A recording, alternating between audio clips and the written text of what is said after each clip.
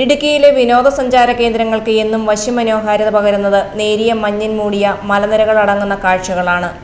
ഇത്തരത്തിലുള്ള പീരുമേട് താലൂക്കിലെ പ്രധാന വിനോദസഞ്ചാര കേന്ദ്രമാണ് പീരുമേടിനോട് ചേർന്ന് കിടക്കുന്ന പരുന്തുംപാറ.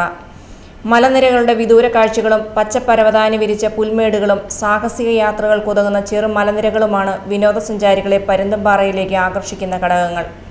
ഒപ്പം ഇവിടെ വീശിയടിക്കുന്ന ഇളം കാറ്റിനൊപ്പം എത്തുന്ന മഞ്ഞും വിനോദസഞ്ചാരികളുടെ മനസ്സിനും ശരീരത്തിനും കുളിർമയേകുന്നവയാണ്.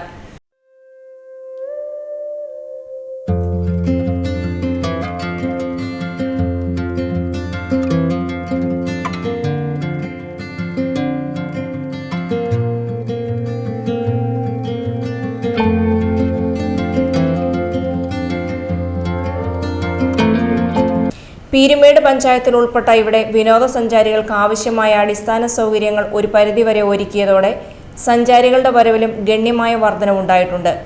കാലവർഷത്തിലെ മഴയ്ക്ക് അല്പം ശമനമായതോടെ പരുന്തുംപാറയുടെ ഭംഗി ആസ്വദിക്കാനായി വിനോദസഞ്ചാരികൾ എത്തിത്തുടങ്ങിയിട്ടുണ്ട്. മൺസൂൺ കാല ടൂറിസം ആരംഭിക്കുന്നതോടെ പരുന്തുംപാറയിൽ വൻ തിരക്ക് അനുഭവപ്പെടുവാനാണ് സാധ്യത.